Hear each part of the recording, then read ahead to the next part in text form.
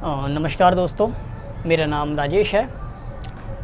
मतलब आप में से कुछ लोग पहले से मुझे जानते हैं और जैसा कि मतलब पिछली वीडियो में मैंने आपसे एक वादा किया था कि हम रीजनिंग की एक लेक्चर सीरीज़ चालू कर रहे हैं जिसमें हम रीजनिंग के सभी टॉपिक्स को 1 बाय 1 कवर करेंगे।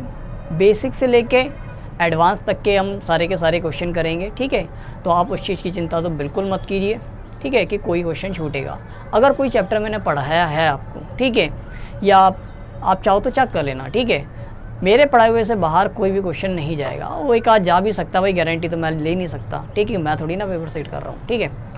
इंसान हूँ, गलती हो जाती है, लेकिन ज़्यादातर 95% चांसेस होते हैं कि जितना मैंने पढ़ाया है उससे बाहर एक भी रीजनिंग का क्वेश्चन नहीं जाएगा, उसी पैटर्न पर ही आएगा, ठीक है। चाहे वो प्री का क्वेश्चन हो, चाहे मेंस का क्वेश्चन हो।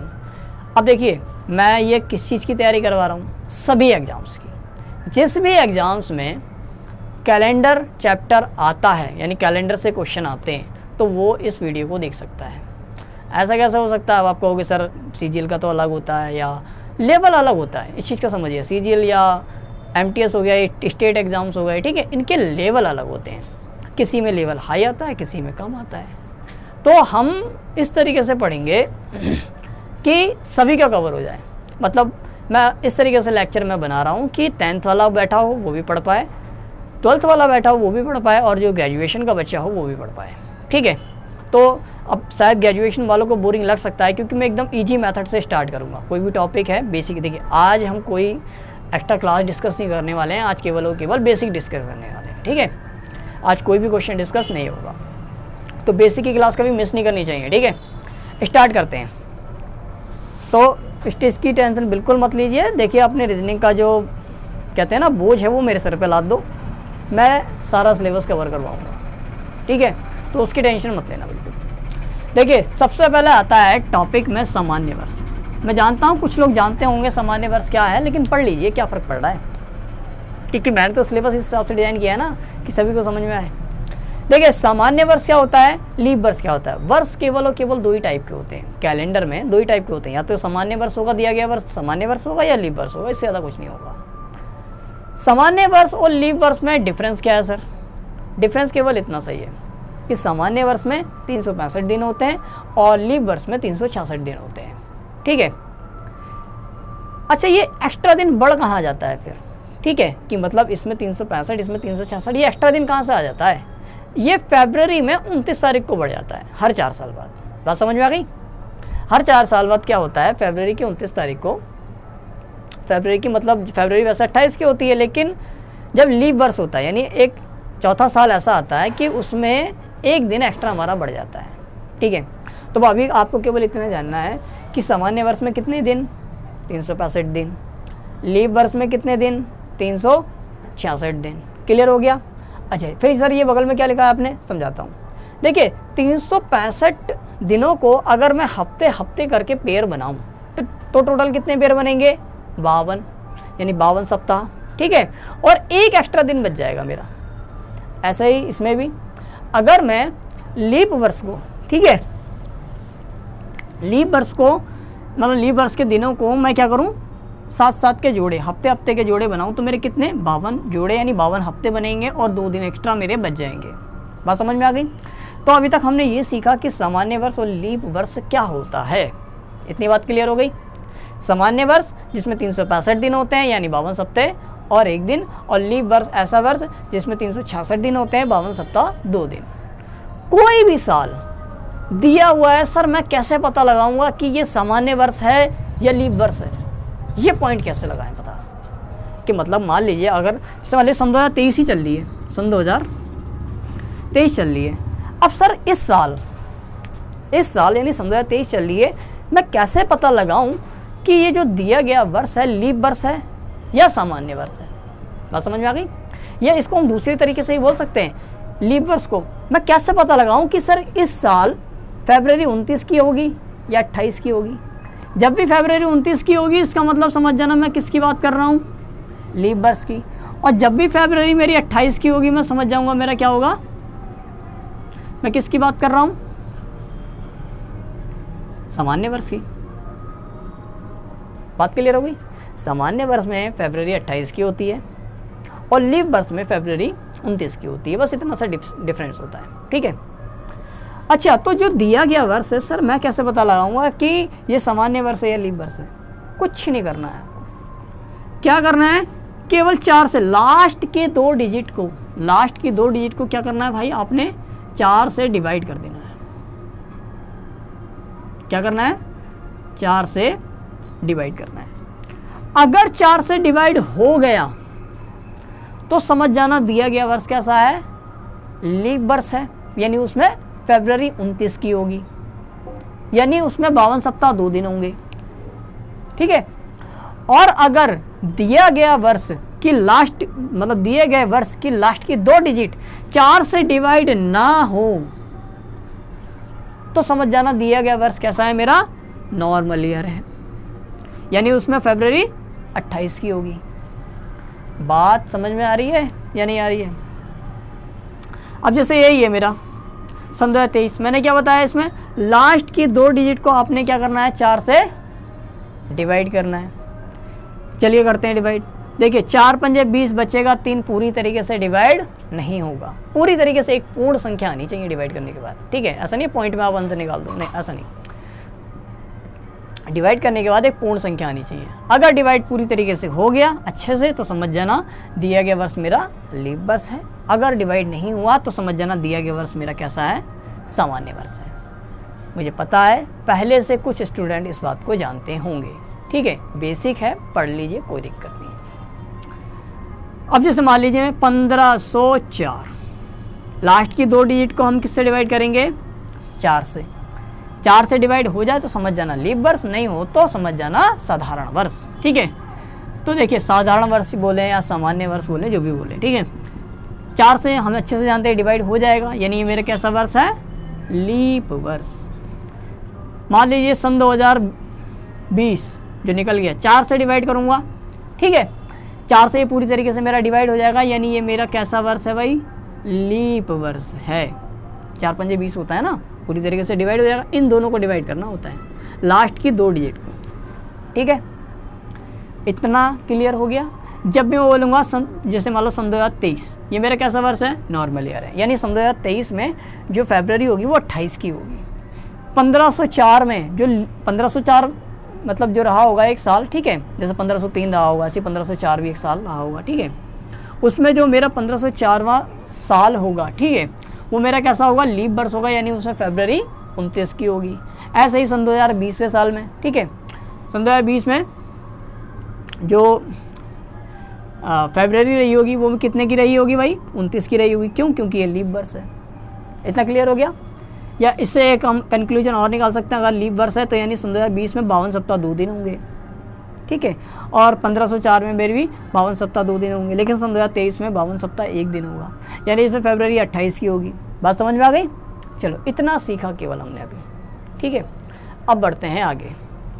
सर अगर मेरे को मतलब क्वेश्चन आ गया इस तरीके से, सर इसको मैं कैसे डिवाइड करूंगा? सन 2100 बताइए लीप वर्ष है या सामान्य वर्ष है?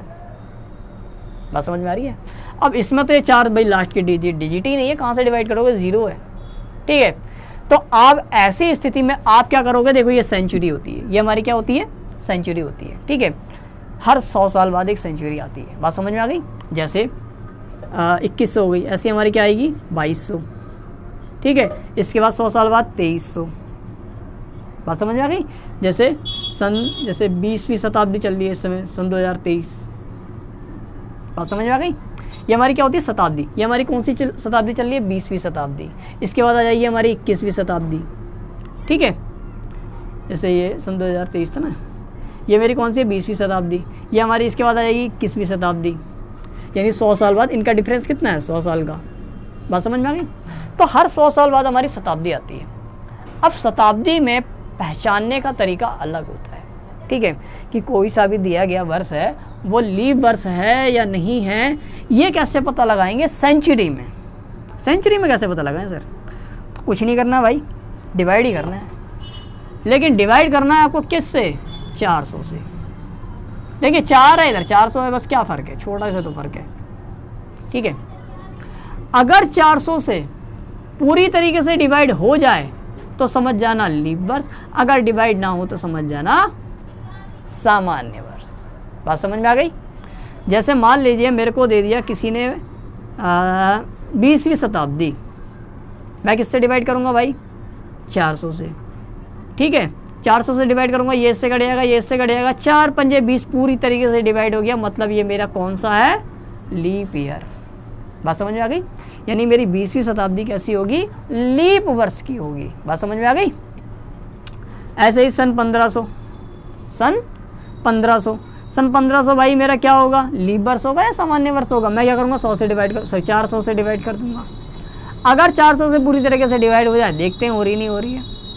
4 से 15 तो नहीं कटेगा, मतलब ये डिवाइड नहीं हो रही है। इसका मतलब ये कैसा है मेरा? Normal year. बात समझ में आ गई?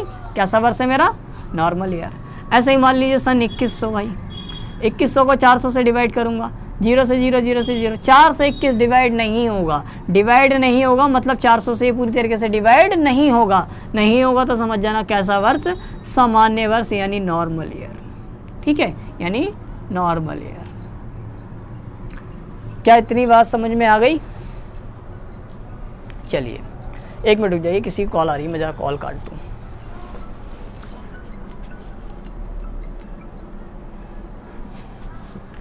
वो मतलब रिकॉर्डिंग के दौरान इंटरनेट ऑन है, मैं अब दोबारा रिकॉर्डिंग तो करूँगा नहीं क्योंकि इतना टाइम तो रहता नहीं है, तो कॉल आ गई बीच में। बस अब दोबारा कॉल ना करें, समझदार व्यक्ति होना चाहिए। चलो इतनी बात क्लियर हो गई। हमने अभी तक क्या सीखा भाई? हमने ये सीखा कि लीप वर्ष और सामान्य वर्ष को पहचानते कैसे हैं। अब कोई भी साल अगर मेरे को दे रखा होगा, मैं तुरंत चुटकियों में बता दूंगा कि वो दिया गया वर्ष कैसा है, लीप वर्ष है या सामान्य वर्ष है। अब चाहे वो शताब्दी का दे रखा हो या ऐसे ही मतलब शताब्दी के साथ वर्ष प्लस करके दे रखे हो। जैसे मान लीजिए किसी ने दे दिया 1503, ठीक है, लास्ट में क्या है? 3, डिवाइड किससे करूँगा? 4 से। 4 से पूरी तरीके से डिवाइड नहीं होगा, यानी ये मेरे कैसा है? Normal year. मान लीजिए किसी ने दे दिया 1632, लास्ट में 2 डिजिट है तो किससे डिवाइड करूँगा मैं? 4 से। ठीक है, 4 से डिवाइड करूँगा, डिवाइड हो जाएगा, 4 8 32, पूरी तरीके से डिवाइड हो गया, कैसा वर्ष? लीप वर्ष। ठीक है, अब आप चाहो तो ऐसे बहुत सारे एग्जाम्पल मतलब बता देना। ठीक है, अपनी तरफ से प्रैक्टिस करना। चलो अब बढ़ते हैं अगले टॉपिक की तरफ। बहुत ही इंपॉर्टेंट टॉपिक है ये, विषम दिन। ठीक है, यह क्लियर हो गया ना, समझ लो तुम्हारा बेड़ा पार, कैलेंडर में बेड़ा पार हो जाएगा। मतलब मैक्सिमम क्वेश्चन इसी से बनते हैं, विषम दिन से। क्या होता है विषम दिन, कैसे पता करें? देखिए, इसके लिए आपको एक डेफिनेशन याद रखनी है सबसे पहले तो। ठीक है, मतलब डेफिनेशन भी इतनी इम्पॉर्टेंट तो होती है जो बेसिक से समझना चाहता है, क्योंकि क्लासेस तो हम सभी के लिए बना रहे हैं ना। देखिए विषम दिन क्या होता है, मैं ऐसे ही बोल देता हूँ। देखिए विषम दिन की डेफिनेशन होती है दिए गए दिनों को 7-7 के जोड़े बनाने के बाद जितने दिन एक्स्ट्रा बच जाते हैं उन्हीं को हम क्या बोलते हैं? विषम दिन। ठीक है, या इसी तरीके से भी कह सकते हो, मान लीजिए 25 दिन दे दिए किसी ने मेरे को, तो मैं क्या करूँगा? उसमें 7-7 के जोड़े बनाऊँगा। 7 के बनेगा मेरा, 1 से लेकर 7 तक जोड़ा बन जाएगा, फिर 7 से लेकर 14 तक, फिर 14 से लेकर 21 तक। ठीक है, फिर 21 से यानी मतलब 14 से लेकर 21 तक 7-7 के जोड़े बन गए मेरे, लेकिन 21 से लेकर 25 तक ये 7 का जोड़ा नहीं बन पाया, तो ये मेरे क्या होगा? एक्स्ट्रा दिन हो गए। 21 से लेकर 25 तक यानी 4 दिन मेरे क्या हो गए?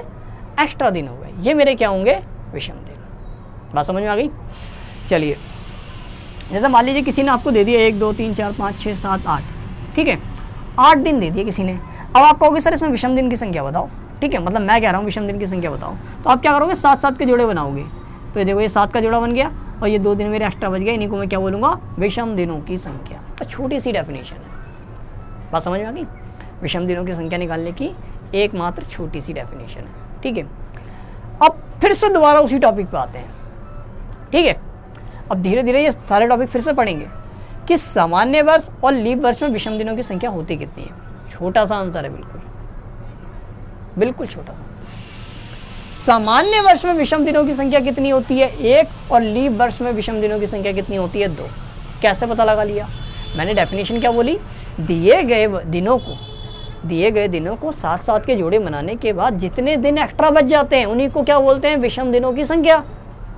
अब यहाँ पर देखिए, 365 दिन है, मैंने क्या किया, 7-7 के जोड़े बनाए, तो मेरे 52 जोड़े बन गए, यानी 52 सप्ताह। और एक दिन मेरा एक्स्ट्रा बच गया, इसी को मैं क्या बोलूँगा, विषम दिन, यानी सामान्य वर्ष में एक विषम दिन। ऐसे ही लीप वर्ष में कितना हो जाएगा, यहाँ पे 2 विषम दिन। बात समझ में आ गई? लीप वर्ष में कितना हो जाएगा, मेरा विषम दिनों की संख्या कितनी हो जाएगी, 2। क्लियर हो गया? क्योंकि जब 366 दिनों को मैं क्या करूँगा, 7-7 के जोड़े बनाऊंगा, तो मेरे 52 जोड़े यानी 52 सप्ताह के जोड़े बन जाएंगे, और 2 दिन मेरे एक्स्ट्रा बच जाएंगे, यानी विषम दिनों की संख्या कितनी हो जाएगी, 2। बात समझ में आ गई? चलो, इसके बाद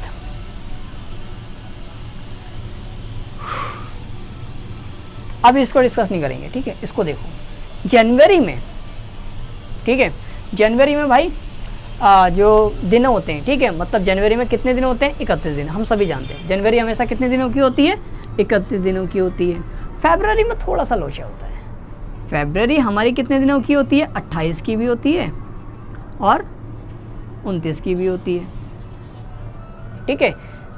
कब 28 की होती है, कब 29 की होती है, याद कीजिए, जब लीप वर्ष दिया गया वर्ष लीप वर्ष होता है तब फरवरी 29 की होती है। दिया गया वर्ष जब सामान्य वर्ष होता है तब फरवरी 28 दिनों की होती है, ठीक है।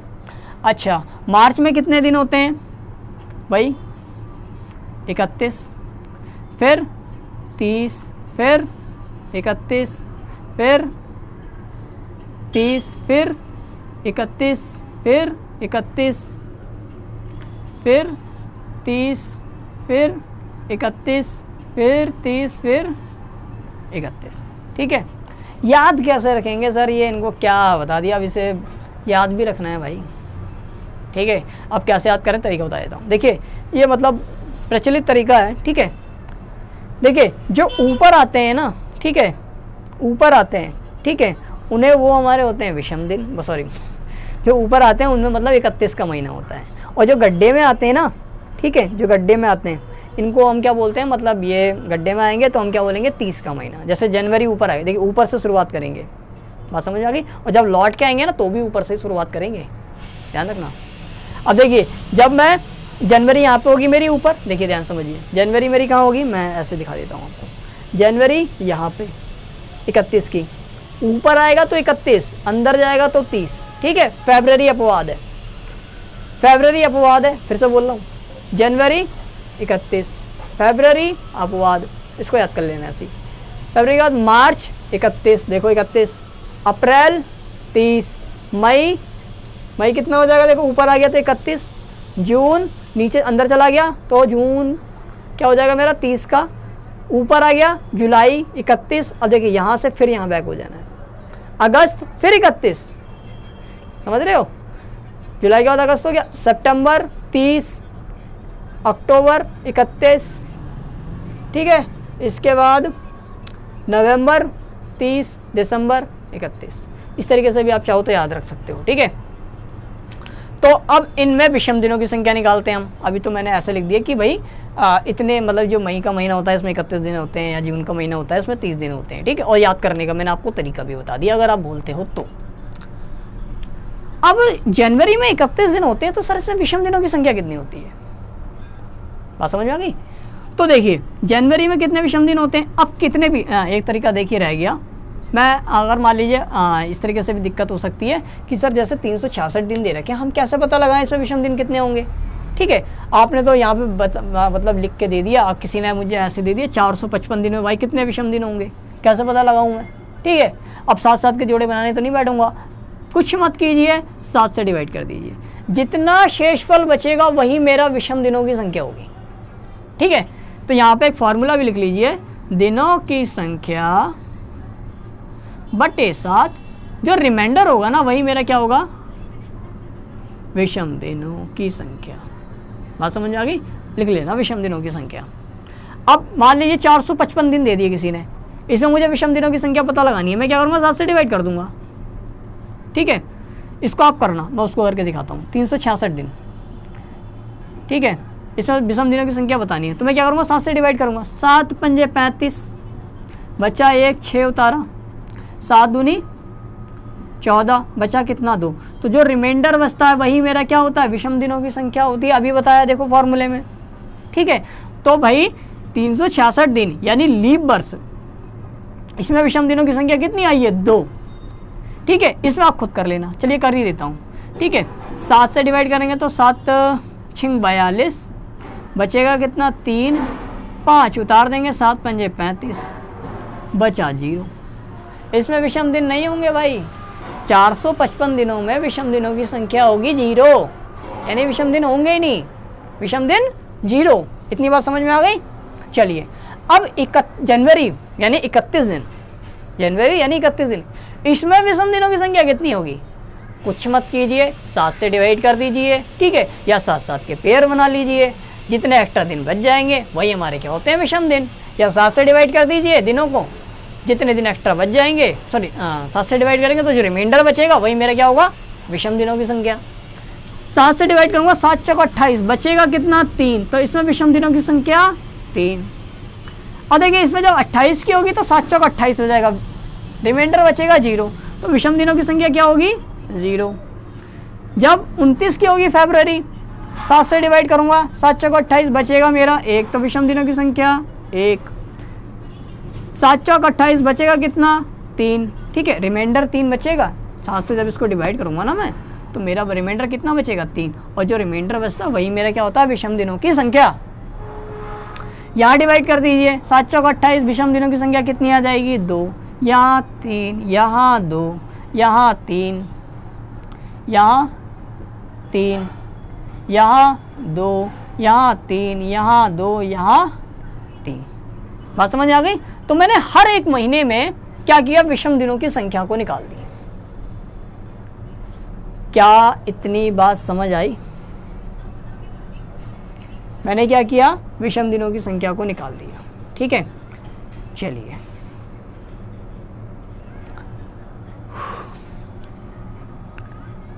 इसके बाद मंथ में निकालना सीख लिया हमने। चलिए मान लीजिए सन 2023 चल रही है मेरी, ठीक है। अब देखिए इसे पढ़ते कैसे, चलिए इसको छोड़ दो अभी, ठीक है। इसको देखो, सामान्य वर्ष और लीप वर्ष, मतलब सेंचुरी में विषम दिनों की संख्या हम कैसे निकालेंगे, ठीक है।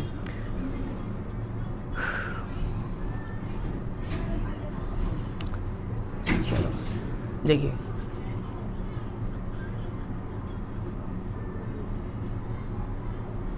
मान लीजिए 21वीं शताब्दी आ गई, ठीक है। मुझे निकालना है क्या है, विषम दिनों की संख्या। कुछ नहीं करना भाई, वही करना है काम जो करते हुए आए हैं, 400 से डिवाइड कर दो, ठीक है।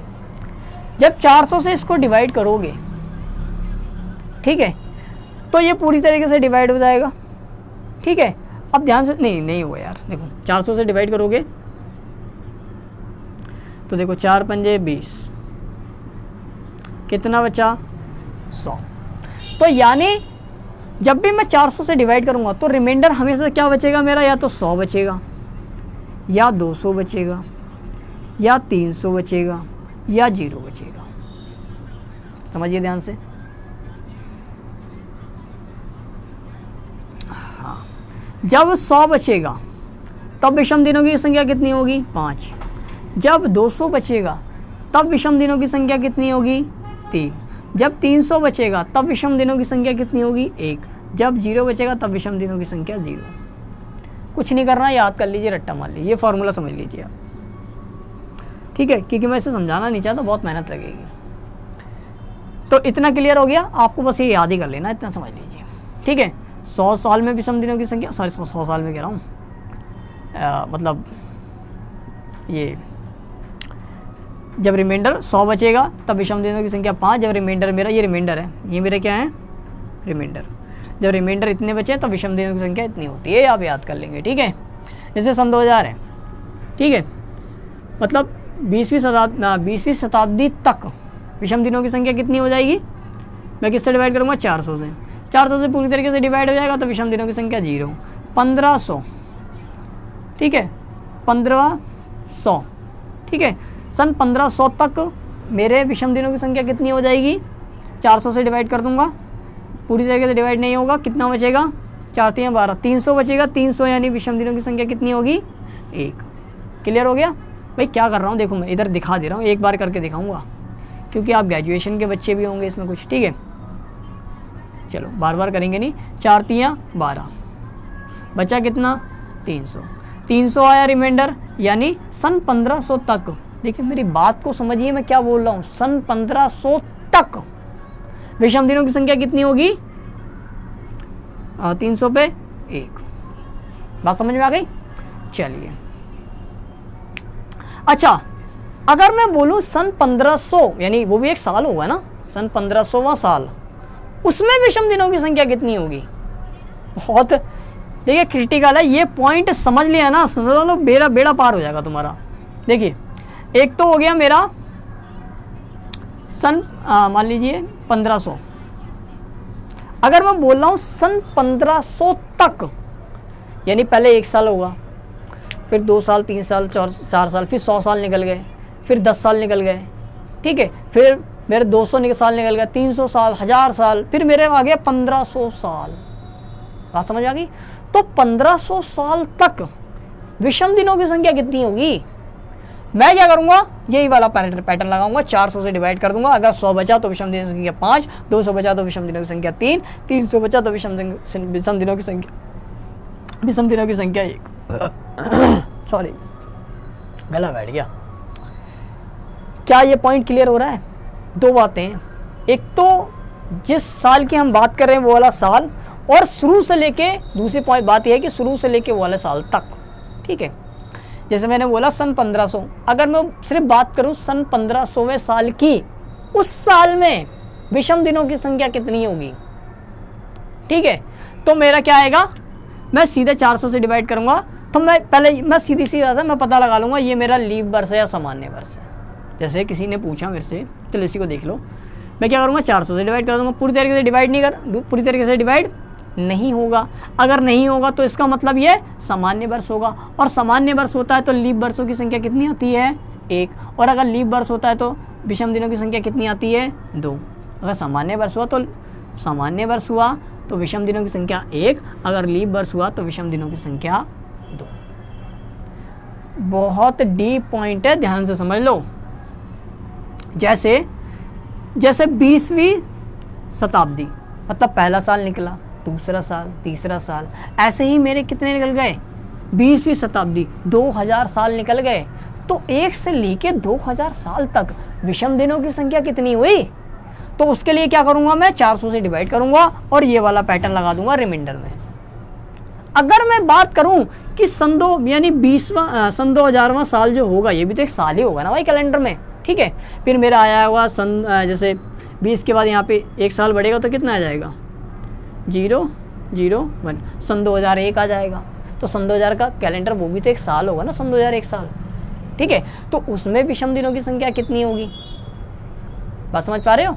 उसमें विषम दिनों की संख्या सीधा पता लगा लूंगा, सामान्य वर्ष है या लीप वर्ष, यानी जो सन 2001वां साल होगा वो सामान्य वर्ष है या लीप वर्ष है, तो उसकी मदद से मैं पता लगा लूंगा। लेकिन मुझे अगर ये पता करना हो कि भाई सन 2001 से लेके सन 2000 साल बीत गए, ठीक है, उसमें विषम दिनों की संख्या कितनी होगी, मतलब टोटल मिला के, ठीक है, तो मैं क्या करूँगा 400 से डिवाइड करूँगा और ये वाला पैटर्न लगा दूंगा। क्लियर हो गया? चलिए अब मैं आपके लिए क्वेश्चन लेता हूँ। किसी ने आपसे बोला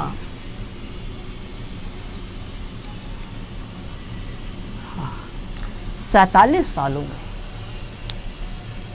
सालों में लीप वर्षों की संख्या बताइए। क्या करोगे आप? आपको बताया लीप वर्ष हर 4 साल बाद आती है, तो मैं क्या करूँगा, इसको 4 से डिवाइड कर दूंगा। किससे डिवाइड कर दूंगा? 4 से, ठीक है, यानी 4-4 के पेयर बना लूँगा, ठीक है। तो मैं क्या करूँगा, या फिर 4-4 के पेयर बना लो, ठीक है, जैसे हम वहाँ पे 7-7 के पेयर बनाते थे, यहाँ पे 4-4 के पेयर बनाएंगे, या तो 4-4 के पेयर बना लो या 4 से डिवाइड कर दो। 4 से डिवाइड कर देंगे तो देखिए कितना, 4 एकम 4, 4 एकम 4, यानी मेरे क्या होंगे 11 लीप ईयर। 19 साल में कितने भाई लीप ईयर होंगे? 4 से डिवाइड कर दीजिए,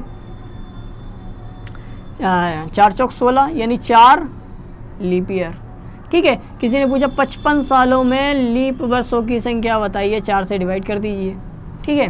तो कितना आ जाएगा मेरा, 4 एकम 4, बचा 1, 4 3 12, कितने हो गए 13 लीप वर्ष। ठीक है, यानी जो बाकी के बचेंगे 13 के अलावा जो बाकी के वर्ष होंगे, ठीक है, वो मेरे क्या होंगे, सामान्य वर्ष होंगे। ठीक है, चलिए क्या इतना क्लियर हुआ? चलिए मुझे तो लगता है मैंने सारे पॉइंट अभी क्लियर कर दिए हैं। सामान्य वर्ष हो गया, लीप वर्ष हो गया। अब चलिए एक पॉइंट ले लेते हैं, जैसे ये आ गया मेरा 1947। ठीक है, अब सन 1947 तक, मेरी बात समझिए, सन 1947 तक 1 से लेके लीप वर्षों की संख्या बताइए। इसमें कैसे पता लगाएंगे? और मेन पॉइंट यही है अब। ठीक है, इतनी जो राम कहानी बताई ना, उसके पीछे का मेन पॉइंट ये है। देखो अब इसमें कैसे पता लगाएंगे, मतलब लीप वर्षों की संख्या नहीं। चलिए इससे पहले ना एक चीज़ और समझ लीजिए जो बताना भूल गया। अभी तक हमने क्या बताया भाई, इसमें लीप वर्ष बताया आपको। ठीक है, कि लीप वर्ष कितने होंगे। अगर मैं यही सवाल पूछ लूँ कि 19 सालों में या 47 सालों में या 55 सालों में विषम दिनों की संख्या कितनी होगी, लीप वर्ष निकालना आ गया। हर 4 साल बाद लीप वर्ष आएगा, नहीं हर 4 साल बाद मेरी फरवरी 29 की आएगी। चलिए पहला ही वाला ले लेते हैं। 19 सालों में मुझे ये बताइए कि विषम दिनों की संख्या बताइए। तो मुझे अच्छे से पता है जब एक साधारण वर्ष होता है तब विषम दिनों की संख्या 1 होती है, और जब एक सामान्य वर्ष होता है तो विषम दिनों की संख्या 1, और जब लीप वर्ष होता है तो विषम दिनों की संख्या 2 होती है। तो अगर मैं ये पता लगा लूँ कि इसमें कितने सामान्य वर्ष होंगे और कितने लीप वर्ष होंगे, तो मैं ये आसानी से पता लगा सकता हूँ कि विषम दिनों की संख्या इसमें कितनी होगी। ठीक है, चलिए पता लगाते हैं। हमने पता लगा लिया कि भाई इसमें लीप वर्ष कितने होंगे, 4, और सामान्य वर्ष कितने होंगे। अब 4 घटा दो, क्या करना है, 19 में से 4 घटा दी तो कितना बचा, 15। तो ये तो मेरे हो गया भाई नॉर्मल ईयर, और ये मेरे कितने हो गए, लीप ईयर, यानी 4 लीप ईयर हुए। अब मैं अच्छे से जानता हूँ 15 नॉर्मल ईयर, एक नॉर्मल ईयर में एक विषम दिन, तो 15 नॉर्मल ईयर में कितने विषम दिन, 15 गुणा 1। एक लीप ईयर में 2 विषम दिन, एक लीप ईयर में 2 विषम दिन, तो 4 लीप वर्ष में कितने विषम दिन, 2 से गुणा कर दोगे, कितना आ जाएगा, 15, और ये कितना आ जाएगा, 4 दूनी 8। ठीक है, तो 15। अब इसको ऐसे कभी मतलब सीधा प्लस कर सकते हो, लेकिन ऐसे नहीं करना है। देखो 15, इसको मैं क्या लिख सकता हूँ, 4 + 4, तो 15 और 4 19 + 4 कितना हो जाएगा, 19 और 4 23। बात समझ में आ गई? यानी हम क्या देख रहे हैं, लौट के वही आ जा रहा है 19।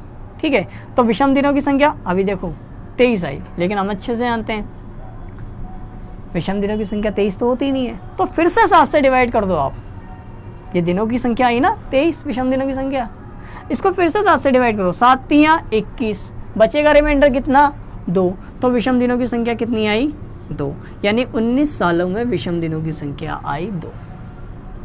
नहीं समझ में आया, कोई बात नहीं, अगला देख लो।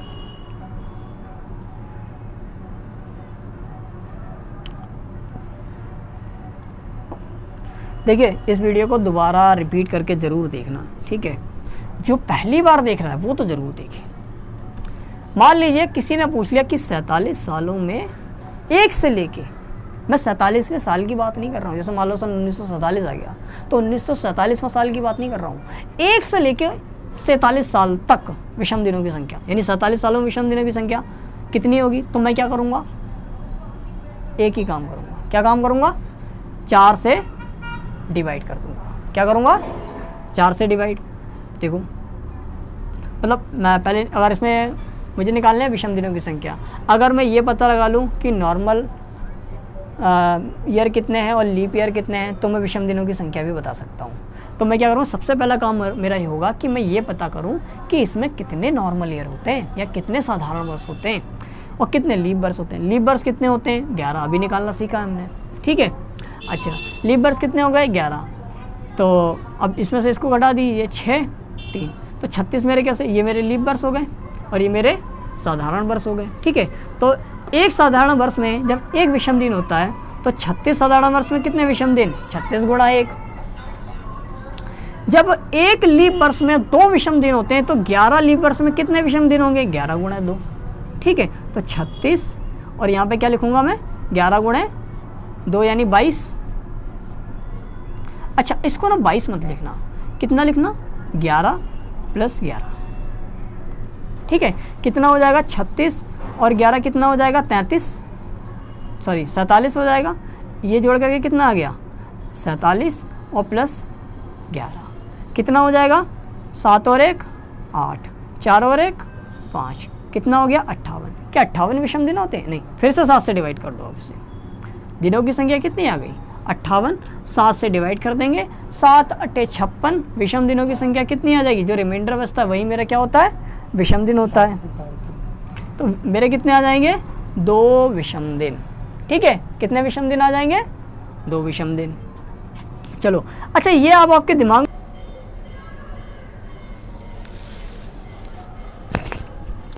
माफ़ करना दोस्तों, कहीं जाना पड़ गया था, काम आ गया था। चलिए, तो देखिए मैं ये समझा रहा था कि 1 से लेके 47 सालों तक विषम दिनों की संख्या कितनी आई? 2 आई। ठीक है, ये सारे पॉइंट यूज करूँगा किस में? जैसे मान लीजिए सन 1504 दे रखा होगा, 19 जनवरी 1504, तब ये सारे पॉइंट यूज होने वाले हैं बेसिक। ठीक है, चलिए, तो इसमें हमने निकालना सीख लिया कि भाई 47 सालों में विषम दिनों की संख्या कितनी आई। इस 58 कैसे आया समझ में आया? 58 को मैंने 7 से डिवाइड किया तो जो मेरा आया विषम दिनों की संख्या, जो रिमाइंडर होता है 7 से डिवाइड करने के बाद वही मेरा क्या होता है? विषम दिनों की संख्या होती है। तो मेरा 2 आ गया। ये पॉइंट क्लियर करना चाहूँगा कि ये मैंने 11 + 11 क्यों लिखा। देखिए, जब मैंने इसको 11 + 11 लिखा तो मेरा वही 47 आया और मेरा वही 11 आया। बात समझ आ गई? तो यानी मैं क्या कर सकता हूँ, सीधे ऐसा ना लिखूं, 47 का 47 लिखा लेने दूँ यहाँ पे। देखिए 36 है, यहाँ पे करता हूँ 47 का 47 लिखा रहने दूँ और प्लस जितने लीप वर्ष हैं वही डिवाइड करके लिख दूँ। 4 से डिवाइड कर दूँ, 4 एकम 4, फिर 4 एकम 4, सीधा आ गया 1158। बात समझ में आ गई? तो और 7 से डिवाइड कर दूँगा, रिमाइंडर कितना आ जाएगा? 2। अभी एक पॉइंट से और क्लियर करते हैं। जैसे मान लीजिए 55 साल वाला ले लेता हूँ मैं ज़रा इंक डाल लूँ। ये मेरा बहुत पुराना मार्कर है, लगभग 1 साल से यूज कर रहा हूँ। चलो 55 साल, तो देखिए पहले तो मैं इस तरीके से करूँगा, फिर शॉर्ट तरीके से करूँगा। मैं क्या करूँगा, मुझे निकालना है 1 से लेकर 55 सालों तक विषम दिनों की संख्या कितनी है। तो मैं क्या करूँगा, पहले ये पता करूँगा कि लीप वर्ष कितने हैं और सामान्य वर्ष कितने हैं, क्योंकि मुझे पता है एक सामान्य वर्ष में 1 विषम दिन होता है। तो अगर मैं ये पता कर लूँ कि कितने सामान्य वर्ष हैं इसमें, तो मुझे ये पता चल जाएगा कि विषम दिन कितने हैं। अगर मैं ये पता कर लूँ कि इसमें लीप वर्ष कितने हैं, तो मुझे पता चल जाएगा कि विषम दिन कितने हैं। बात समझ में आ गई? चलिए, तो मैं क्या करूँगा, 4 से डिवाइड कर दूँगा, तो मेरा कितना आ जाएगा? 4 एकम 4, 4 तियाँ 12, 13 तो मेरे कितने आ गए भाई? Leap year. ठीक है, अच्छा फिर सामान्य वर्ष कितने होंगे? Normal year. इसके लिए मैं क्या करूँगा, घटा दूंगा भाई। अगर इसमें 13 लीप ईयर है तो सामान्य वर्ष कितने होंगे? घटा दो, 5 में से 3 गया तो 2, 5 में से 1 गया तो 4, यानी 42 मेरे क्या हो जाएंगे? नॉर्मल ईयर, साधारण वर्ष। ठीक है, चलिए, मुझे अच्छे से पता है एक साधारण वर्ष में विषम दिनों की संख्या 1 होती है, तो 42 साधारण वर्ष में विषम दिनों की संख्या 42 गुणा 1। अच्छे से पता है एक लीप वर्ष में विषम दिनों की संख्या 2 होती है, वहाँ देखो लिखा है। तो 13 लीप वर्ष में विषम दिनों की संख्या कितनी हो जाएगी? 13 गुणा 2 यानी 26, यानी यहाँ पे कितना आ जाएगा? 42। इसको क्या लिख सकता हूँ मैं? 13 + 13। इसको क्या लिख सकता हूँ मैं? 42 और देखो 13 कितना हो जाएगा मेरा? सीधा ये यहाँ पे प्लस कर दो। 42 और 13 मेरा कितना हो जाएगा? वही 55 हो जाएगा और प्लस 13। बात समझ में आ गई? तो मुझे क्या दिख रहा है? 55 और 13। तो मैं यहाँ पे भी सीधा ऐसे नहीं कर दूँ इसको 55 को, मैं क्यों इतनी झंझट पालूँ? 55 और जितने लीप वर्ष होते हैं, ठीक है, वही मतलब डिजिट वही आ जाती है मेरी, जितने लीप वर्ष की डिजिट होती है। तो सीधा मैं इसको ऐसे प्लस कर देता हूँ, 4 एकम 4, 4 तियाँ 12। देखो ये मेरी इतनी लाइन बच जाएगी। बात समझ में आ गई? तो अब सीधा प्लस कर दो, 5 और 3 8, 5 और 1 6, 7 से डिवाइड कर दोगे, जो रिमाइंडर होगा वही विषम दिनों की संख्या होगी। पहला पॉइंट याद करो, ठीक है। तो देखो 7 से डिवाइड कर देंगे तो 7 निम 63, बचेगा कितना 5। विषम दिनों की संख्या कितनी हो गई 5, यानी 1 से लेके 55 सालों तक ध्यान से समझिए, 1 से लेके 55 सालों तक विषम दिनों की संख्या कितनी आएगी 5। क्लियर हो गया। चलिए एक छोटा सा अब बेसिक लगभग क्लियर हो गया है, ठीक है। अब समझो भाई,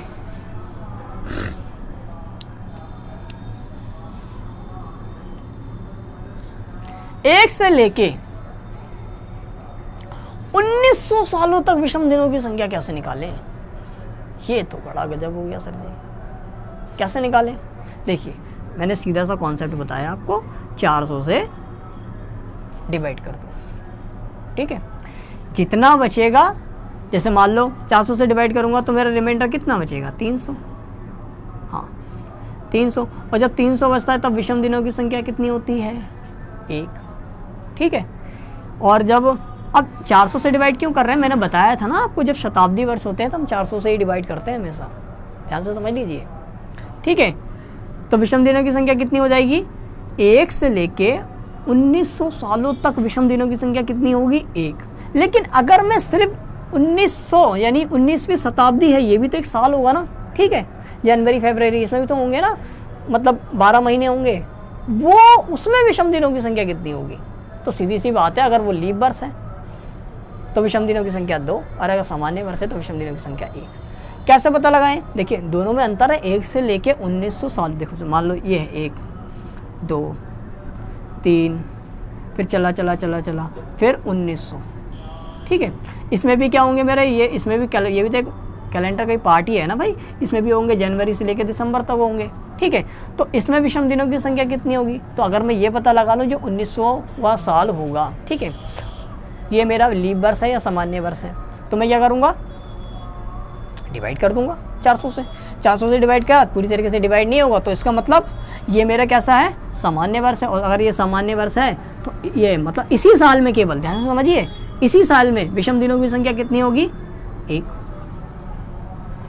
क्योंकि ये पूरी तरीके से भाई मेरा कैसा है नॉर्मल ईयर है ना, 1900वां साल, ठीक है। 1900वां साल मेरा कैसा होगा सामान्य वर्ष, और यानी विषम दिनों की संख्या 1। लेकिन अगर मैं बात करूं 1 से लेके 1900 सालों तक टोटल विषम दिनों की संख्या कितनी होगी, तो मैं क्या करूंगा वही 400 से डिवाइड करूंगा, और जो रिमाइंडर बचेगा ना 100 200 300, ठीक है, वो वाला पैटर्न लगाऊंगा। अब जैसे मैंने इसको डिवाइड किया 1 से लेके 1900 सालों तक, ठीक है, मुझे बताओ विषम दिनों की संख्या, तो मैं क्या करूंगा 400 से डिवाइड करूंगा, बचेगा कितना 300, 300 बचा, यानी विषम दिनों की संख्या 1, यानी 1 से लेके 1900 सालों तक का मैंने बड़ा ईजी वे में निकाल दिया। क्या इतनी बात समझ में आई? अब देखो ये पढ़ाने का टोटल ओवरऑल मकसद क्या था, अब समझाता हूँ। अब तक जो क्लास में बना रहा होगा वो ही समझ पाएगा। 1947 यानी 1 से लेके 1900 साल बीत गए, फिर 47 साल और बीत गए। अब बताइए भाई इसमें विषम दिनों की संख्या कितनी हुई? छोटी सी बात है, मैं इसको लिख सकता हूँ 1900 प्लस 47। 1900 यानी मैं अब 400 से, अब सीधा दिमाग में डिवाइड करना है, और वो 100 200 वाला पैटर्न आपको याद रखना है। देखो 400 से डिवाइड करूंगा मैं इसको सीधे, 1 से लेके 1900 सालों तक निकालना है ना मेरे को, तो 400 से डिवाइड करूंगा, बचेगा 300। 300 यानी विषम दिनों की संख्या कितनी आ गई इसमें 1। 47 साल है, ठीक है। अब मैं ये पैटर्न नहीं लगाऊंगा, ये पैटर्न लगाऊंगा, यानी मैं क्या लिख सकता हूँ विषम दिनों की संख्या निकालने के लिए 47 प्लस 4 से डिवाइड कर दूंगा, 4 एकम 4, फिर 4 एकम 4, ठीक है। अब देखिए सबको जोड़ दीजिए, 47 और 11 कितना हो जाएगा, 7 और 1 8, 4 और 1 5, एक और जोड़ दोगे इसमें 59, 7 से डिवाइड कर दोगे कितना हो जाएगा, 7 8 56। विषम दिनों की रिमाइंडर कितना बचेगा 3, तो विषम दिनों की संख्या कितनी 3।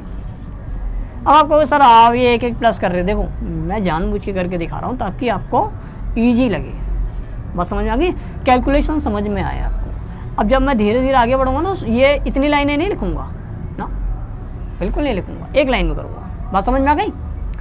चलो, क्या इतनी बात समझ में आई? अब मुझे बताइए, अच्छा अब मुझे ये बताइए, इतना तो क्लियर हो गया, ये हमने विषम दिनों की संख्या क्या निकाली है? 3, यानी 1 से लेके 1947 तक, ठीक है, हर एक साल बीता, उन सबको समय कुछ ना कुछ विषम दिन रहे होंगे, तो सबको मिला के विषम दिनों की संख्या कितनी आई? 3। अब इधर देखिए, 1947वां साल, उसमें भी जनवरी फरवरी होंगे, उसमें विषम दिनों की संख्या कितनी होगी? 1947वां साल जो होगा ना, ठीक है, तो देखिए मैं क्या करूंगा, सबसे पहले पता कर लूंगा जो 1947वां साल होगा, ठीक है, ये मेरा लीप वर्ष होगा या सामान्य वर्ष होगा? 4 से डिवाइड कर दूंगा, नहीं होगा 4 से पूरी तरीके से डिवाइड, यानी ये मेरा कैसा वर्ष होगा? सामान्य वर्ष। यानी विषम दिनों की संख्या इसमें कितनी होगी? 1, यानी फरवरी कितने की? 28 की। यानी सन 1947 साल में जो फरवरी रही होगी मेरी, वो 28 दिनों की रही होगी। देखिए बाहर डीजे वगैरह बज रहा है, तो थोड़ा मैनेज कर लीजिए, क्योंकि घर में वीडियो बना रहा हूँ। तो अब पहले इसको बजने आने दीजिए, या मैं वीडियो रोक देता हूँ।